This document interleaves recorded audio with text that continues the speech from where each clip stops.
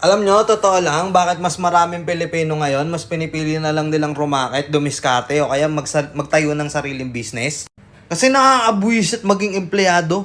Nakakapikon. Nakakaubos ng pagkatao. Sipin mo ginastosan ka ng magulang mo mula preschool hanggang mag-college ka, tapos halos 100,000 na yung ginastos. Yung iba nga sa mga matataas na klase pa ng college pinasok Sa mga matataas na klase pa ng university.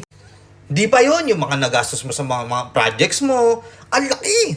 Tapos ngayon, nakagraduate ka na, mag-a-apply ka ng trabaho ngayon. Ang kailangan sa trabaho, kailangan bachelor's degree ka. Tapos putang ina, sahod mo 350 pesos. 350 pisong putang ina. Anyway, syempre, kailangan mo ng trabaho, kailangan mo ng experience. Pasok ka ngayon. Papasok ka ng late kaltas.